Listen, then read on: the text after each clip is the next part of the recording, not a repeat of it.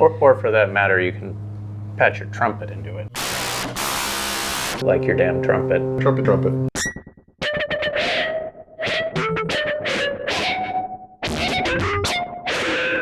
Again with the trumpets. Nothing wrong with trumpets. We just get back to trumpets. Hey everyone, I'm Belle Reid, and in this video I'm taking a look at the Voltage Lab 2 from Pittsburgh Modular.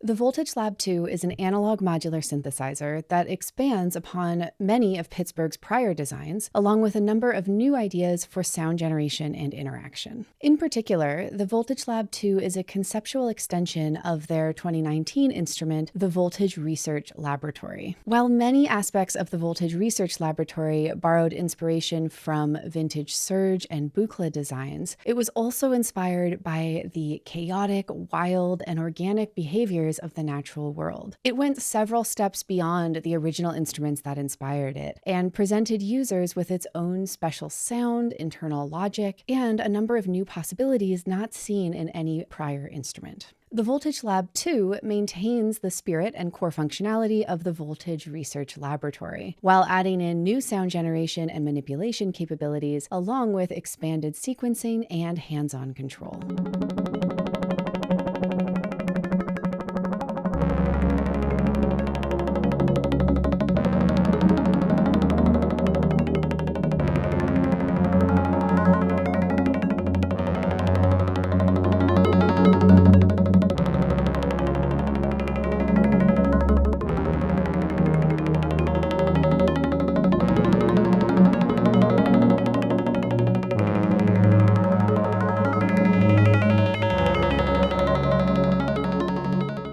About a year ago, when Pittsburgh released their semi-modular synth Taiga, I made a video focusing on some experimental patching techniques and had a lot of fun seeing what kinds of strange things I could get out of it. So in this video, I'm going to take a similar approach by focusing on some of the more unusual and bizarre corners of the Voltage Lab 2. We're going to take a quick tour through everything that's inside of the instrument, and then I'll share a number of different patch ideas that I've really enjoyed exploring. If you're interested in buying a Voltage Lab 2 of your own, there are affiliate links below this video that you can use to check it out. Okay, so let's see what the Voltage Lab 2 is all about.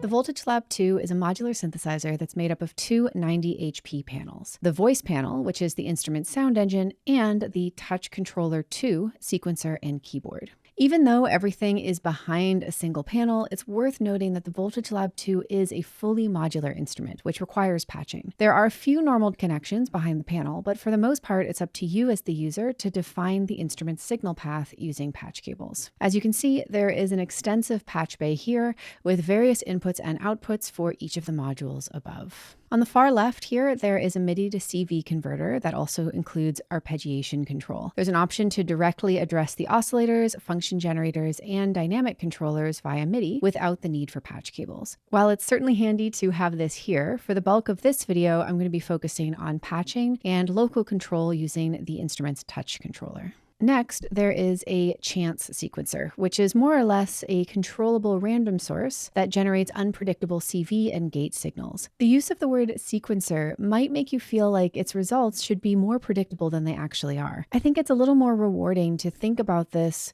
more like a spontaneous and generative gesture source. Because it has both CV and gate outputs, you can use it to produce both random modulation and random timing.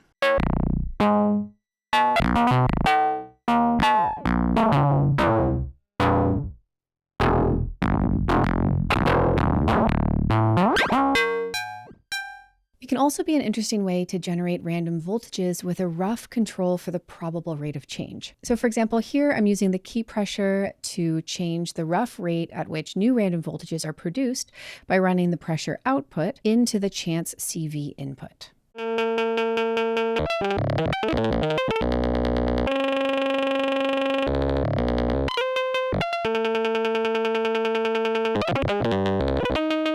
You can use the chance, steps, and density controls to alter various aspects of how new random voltages are selected and how likely they are to have appreciable changes from prior values. Moving along, there are 2 analog oscillators, each with a number of wave shape options. Oscillator 1 has sine, triangle, sawtooth, pulse, and when you have warp selected here as well, you can access warped or slightly modified versions of each of the core oscillator wave shapes. This oscillator also has a built-in wave folder, which is controlled by the timbre knob.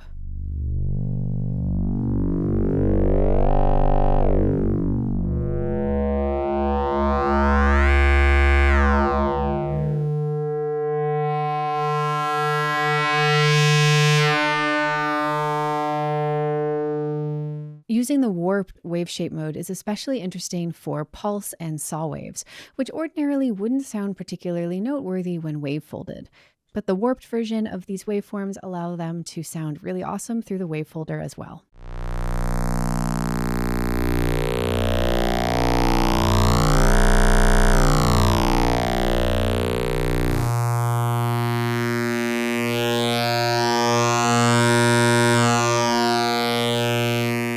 This oscillator also contains what Pittsburgh calls a center clipping circuit, which provides additional wave shaping and timbral opportunities. The positive and negative knobs and CV inputs allow you to shape the top half and bottom half of the wave shapes independently from one another. Engaging the focus and automatic gain compensation functions here allow you to recenter and reconstruct the waveform for unique sonic results. It can sound super interesting and very strange.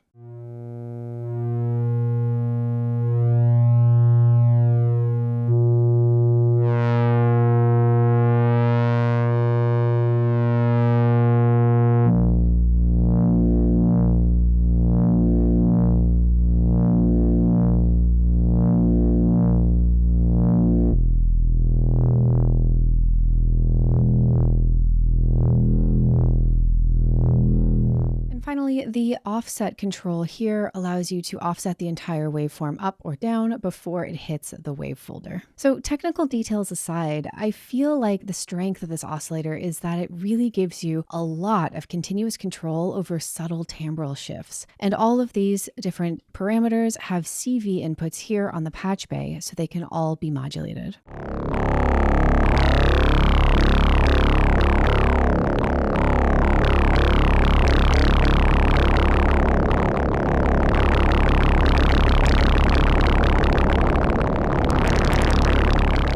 The second oscillator is similar in layout, but explores a different method of wave shaping inspired by vintage surge circuitry. It's controlled primarily by the knob here labeled reflection. The reflection control flips the bottom half of the waveform back onto the top half, which can allow you to seamlessly morph between different wave shapes and add additional complexity to your sound.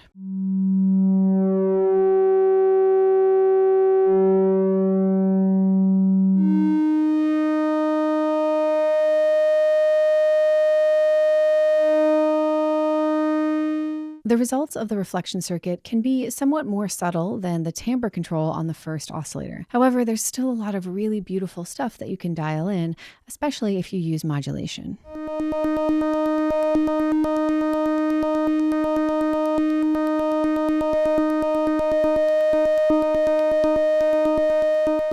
When you select the pulse wave as the seed for oscillator 2, you can access a new wave shaping concept that Pittsburgh calls pulse symmetry. The idea behind pulse symmetry is that you have a pulse wave with a staircase-like wave shape rather than a traditional rectangular pulse wave. And using the pulse width and pulse symmetry knobs on the panel, you're able to not only modify the width of the pulse wave, but also the height of the center step in the wave.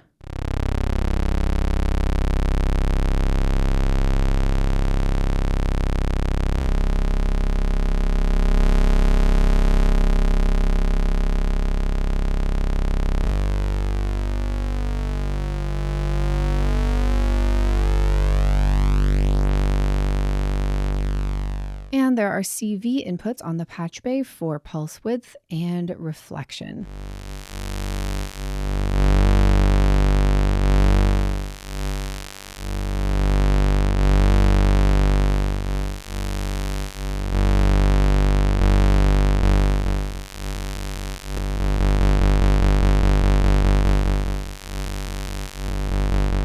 Each oscillator also has CV inputs for FM and volt per octave pitch control on the patch bay, and the option for bidirectional hard sync. Between the oscillators on the patch bay, you also have a ring modulation and crush circuit, which are hardwired to the first oscillator and feature normal secondary inputs from the second oscillator, which can be defeated using patch cables. These tools all offer a lot of extended tonal range, and we'll take a look at all of them in more depth later on in this video. Moving along from the oscillators, the Voltage Lab has two function generators, which, depending on their settings, can behave like envelopes, LFOs, audio oscillators, slew limiters, and many more signal processing functions. They can loop, they can be triggered from external sources, and they can be triggered internally by one another in a variety of ways. On the patch bay, we have control voltage inputs for the rise and fall times, and a variety of different outputs for the individual function generators, as well as logical combinations of their output signals. We'll look at all of this later on in greater depth as well.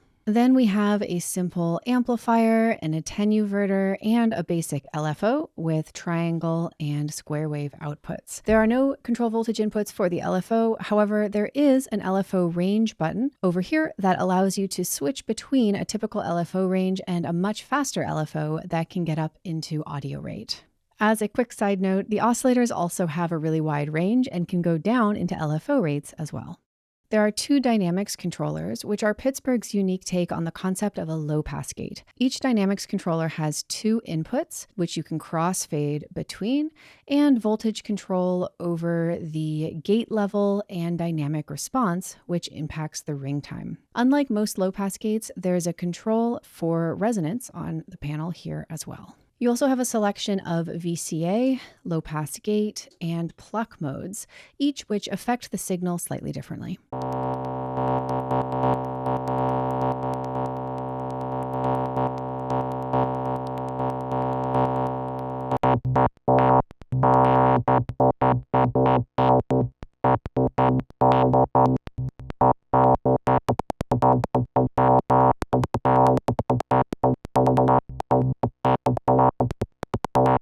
Over on the right, there are two different effect processors. Florist is a flanger, pseudo-reverb chorusing effect that's really great at creating all kinds of springy, Karplus strong style plucked and metallic sounds.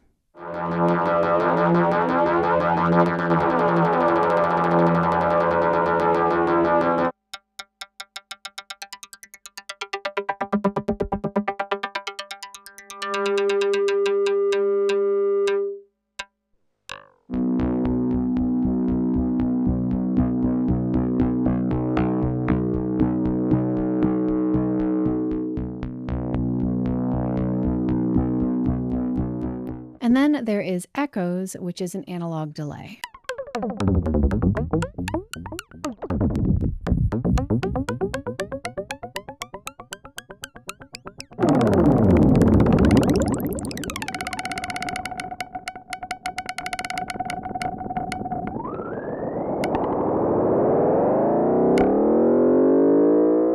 Additionally, there are some extra utilities available in the patch bay that don't have front panel controls, such as a sample and hold, a noise source, a signal splitter, and a mixer.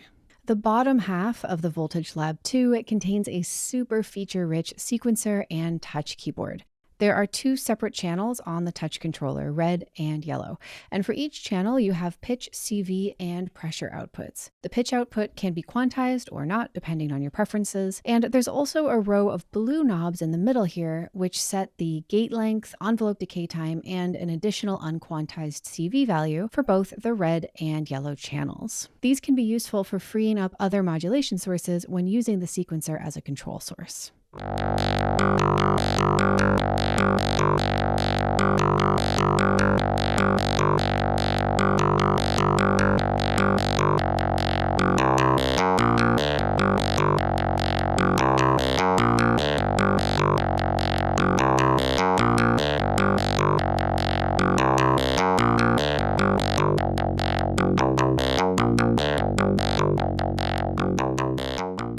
The sequencer mode has a number of other interesting features, such as step conditions, jumps, and chance effects, and you're able to arbitrarily scan through the sequencer stages from an external modulation source, which allows you to create really dynamic sequences and patterns. The touch controller is absurdly deep. Most typical functions that you'll want it to achieve are easy enough to get to once you've spent a few minutes with it. But if you want, it can get quite complex and nuanced. Unfortunately, I'm not going to be able to cover every single feature inside of the controller in this video. However, we'll take a closer look at some of my favorite features and hear them in action in just a few minutes. All right, so that gives us a broad overview of what's going on inside of the Voltage Lab 2. Now that we have a sense of how the voice and control panels work, I want to share some patch ideas that I've been really enjoying on this instrument that take advantage of some of the more unique features and concepts available to us.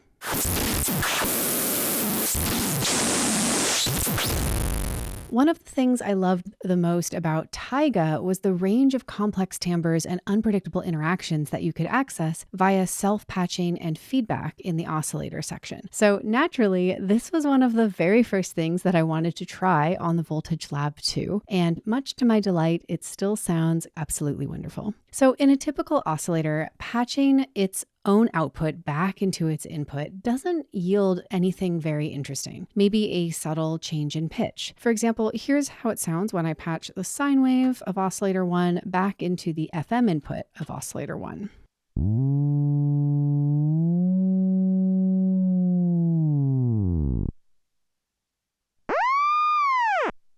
However, because we have these wave shaping circuits built into each oscillator, we have the ability to transform the wave shapes and introduce nonlinearities into this modulation feedback path, which can create much more interesting and complex behavior.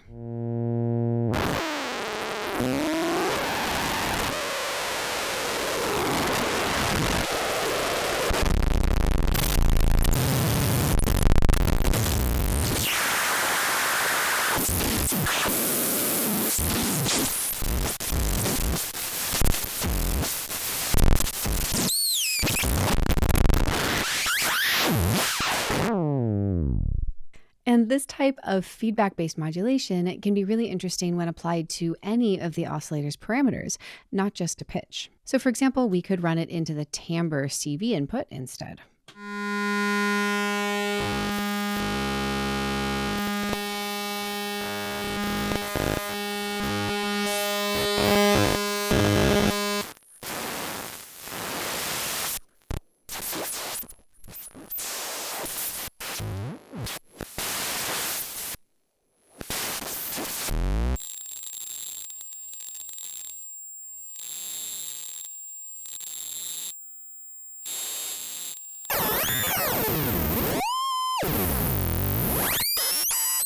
Another one of my favorite techniques is cross-modulation, in which you use one oscillator to modulate a second oscillator and then the second oscillator to modulate the first one back, creating a feedback loop between the two oscillators.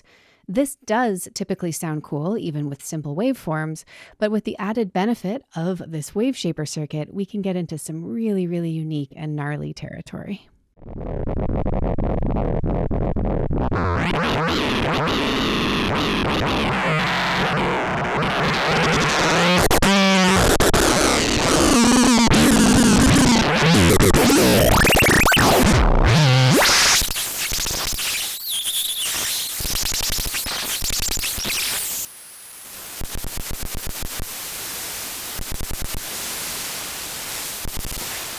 I was able to get to these types of sounds on Taiga as well, but there are definitely some chaotic possibilities in these oscillators that you can't achieve on Taiga. For example, one of my favorite synthesis techniques is wave shaper feedback, in which the audio output of a wave shaper is fed back into its own input. This wasn't exactly possible on Taiga. However, in the Voltage Lab 2, the timbre circuit on oscillator 1 and the reflection circuit on oscillator 2 each do have direct inputs. So you can use these to patch any sound through the wave shapers, and additionally, it presents interesting opportunities for these types of feedback techniques.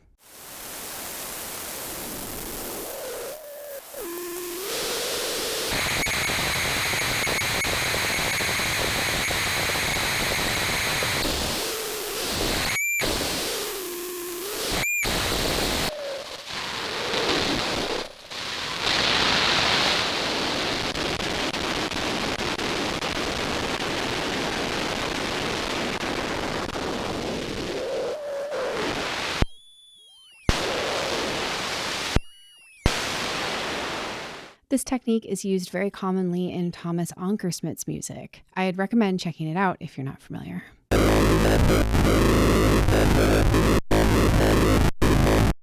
All right, so I want to turn my focus to the ring modulator and crush effects for a bit, because these also offer a lot of strange possibilities. The ring modulator output by default produces the ring modulated product of oscillator 1 and 2's sine wave outputs.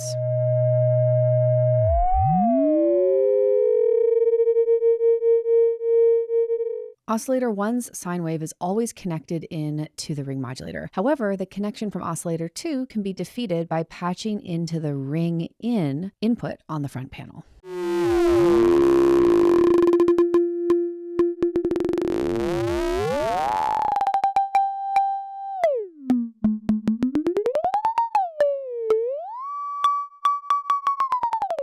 So you might notice that even when the ring in signal is running at a low frequency, it still works fine.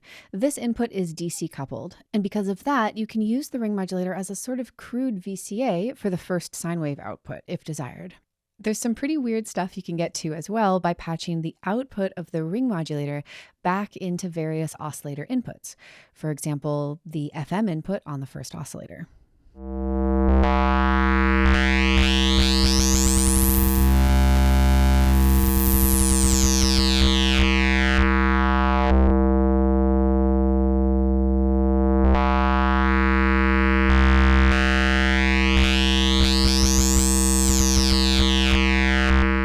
The crush output is the output of a sample and hold, in which the first oscillator's wave-shaped output acts as a sample input, and the second oscillator acts as the clock. You can use it to produce downsampled sounds from the first oscillator.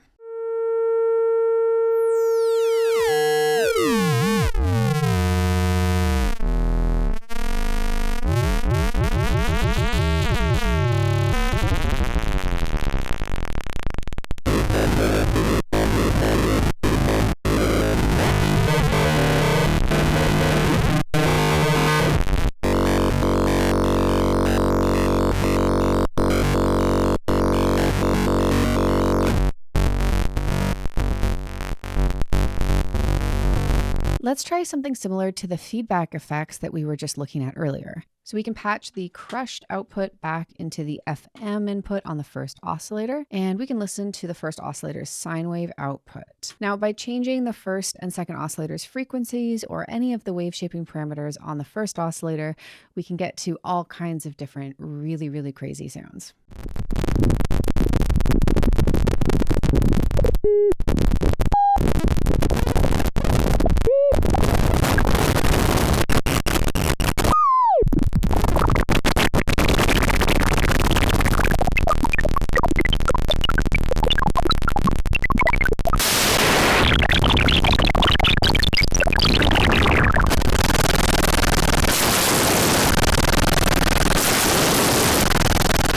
On perhaps a more practical note, the crush output really is just the output of a sample and hold, and as such, you can use it to produce stepped control voltages as well.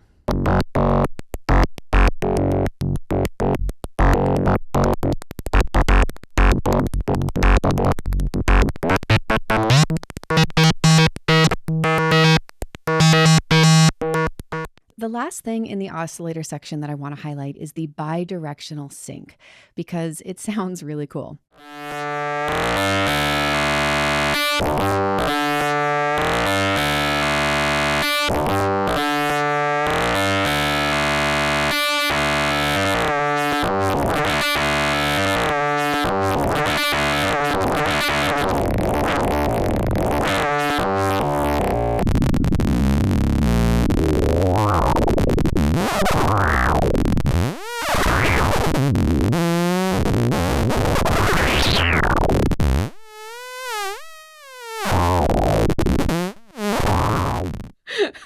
Of course, you can try any of these techniques in any combination. There are truly a million possibilities. But for now, let's move on to some patches exploring the function generators.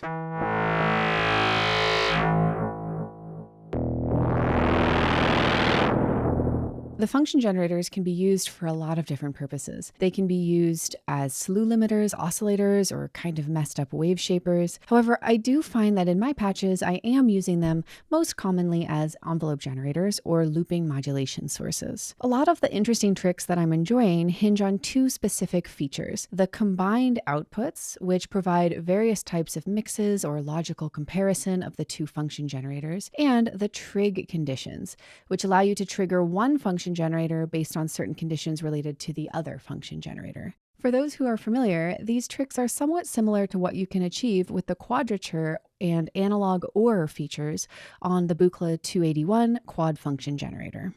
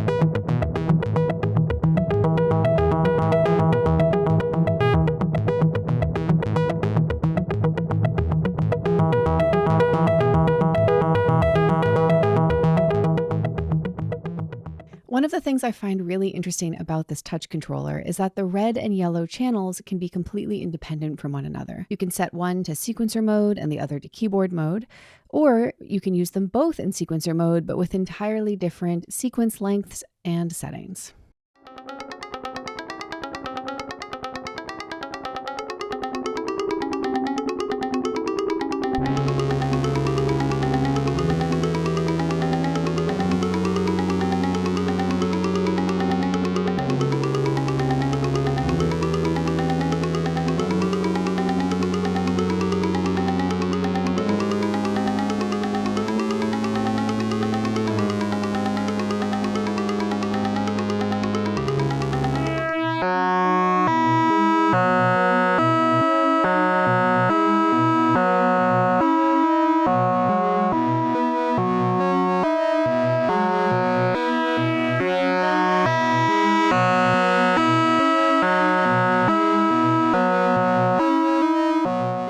You can configure different trigger conditions and subdivisions per sequencer stage on each channel as well, which can produce some really interesting patterns.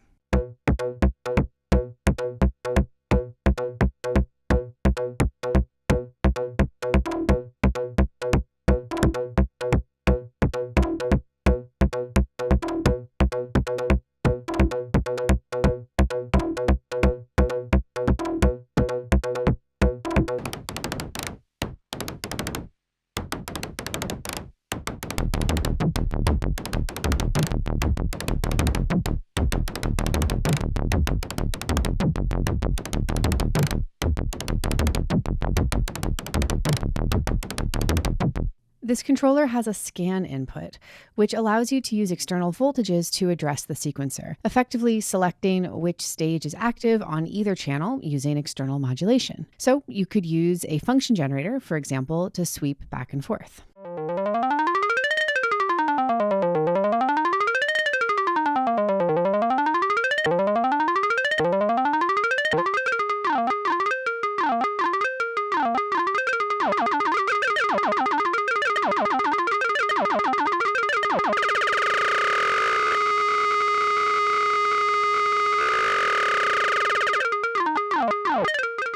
So as you can see, the sequencer can be scanned pretty quickly.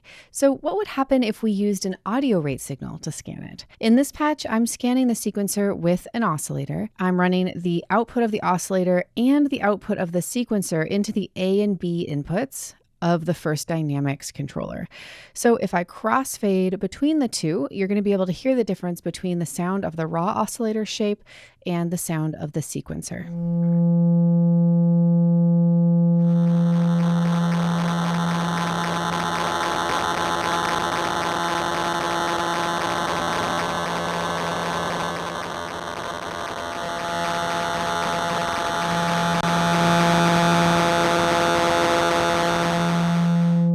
So in essence, we're using the sequencer as a wave shaper for the oscillator. By varying the values of individual steps on the sequencer, we can change the way in which the oscillator shape is transformed.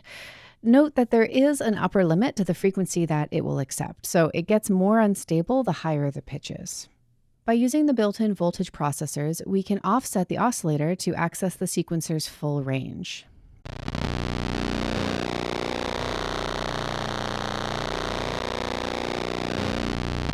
And by adding a VCA, we can make the scanning width voltage controllable as well. So I'll use the function generator to modulate the dynamics controller.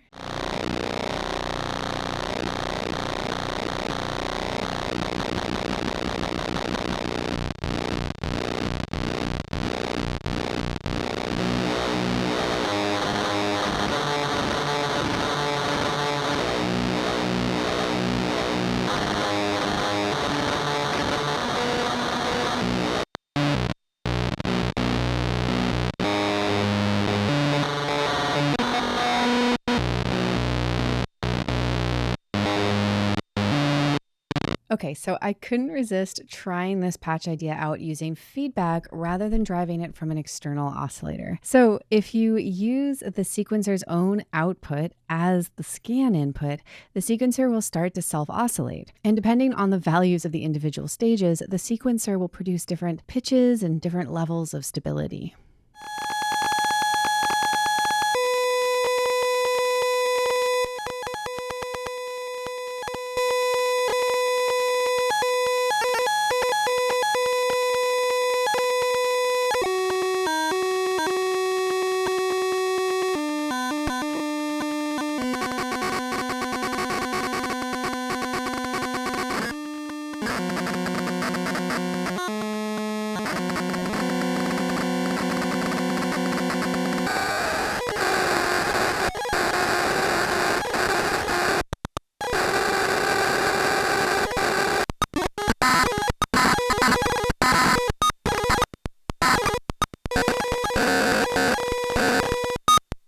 All right, awesome. So now that we've looked at all of these different techniques, I want to share a few more patches with you that pull some of these ideas together and show off some of the Voltage Lab 2's fun possibilities.